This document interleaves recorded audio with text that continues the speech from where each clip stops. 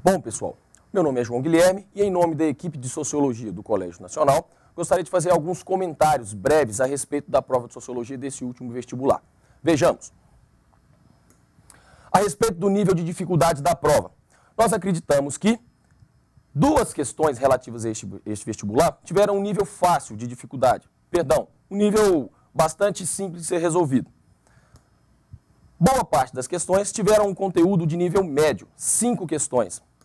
E apenas 3 questões foram consideradas difíceis pela equipe de Sociologia do Nacional.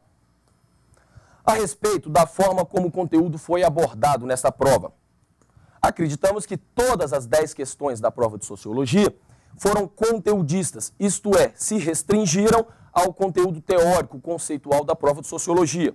Isso significa que não houve nenhuma questão de interpretação e nenhuma questão que envolvesse um conteúdo com interpretação. Agora, a respeito da interdisciplinaridade, nós também achamos que praticamente não houve nenhuma interdisciplinaridade entre a prova de Sociologia e outras ciências humanas. Praticamente todas as questões foram relativas à Sociologia propriamente. Agora, um breve comentário a respeito de uma questão que nós achamos que pode dar algum problema no gabarito, em função de um erro de interpretação, talvez, na leitura dela. Vejam, a questão do método nas ciências humanas, também denominada ciências históricas, ciências sociais, ciências do espírito, ciências da cultura, foi objeto de intenso debate entre intelectuais alemães de diferentes áreas do saber no final do século XIX. O objeto do debate era a relação entre as ciências da natureza e as ciências humanas. Sobre o pensamento de Max Weber a respeito dessa relação, é correto afirmar que a equipe de Sociologia do Nacional acredita que o item A dessa questão possa ser o gabarito oficial da UFO. Vejamos, todas as ciências, naturais ou humanas, são autônomas em virtude de seus próprios pressupostos e nenhuma serve de modelo para as outras.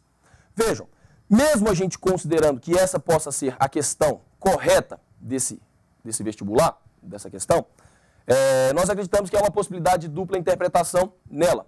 Por quê?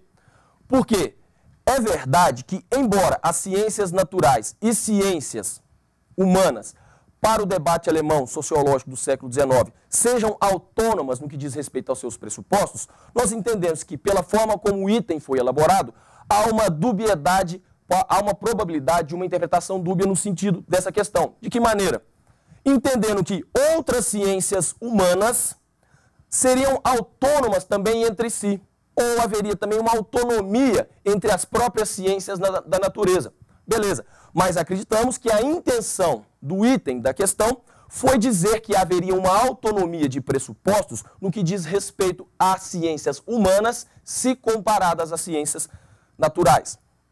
Mas vejam, o item C talvez poderia ser também o item considerado correto da questão. Leiamos. Weber discordava de Augusto Comte, para quem as ciências sociais seriam autônomas em relação às ciências naturais. De fato, havia uma discordância fundamental de pressupostos científicos em relação ao objeto do conhecimento entre Max Weber e Augusto Comte. No entanto, o para quem, nessa questão, pode se referir tanto ao Comte, que de fato acredita que não haveria uma autonomia em relação às ciências da natureza com as ciências sociais, mas o para quem também poderia se referir ao Weber, segundo a nossa interpretação. Posto que, nesse sentido, se o para quem se refere ao Weber, de fato, não há uma autonomia muito grande em relação às ciências sociais, em relação às ciências naturais. Bom, colocamos essas duas formas para vocês, essa problematização desses itens A e do item C da questão, porque nós acreditamos que o problema em si não foi um problema teórico de conteúdo, mas uma forma como a questão foi elaborada.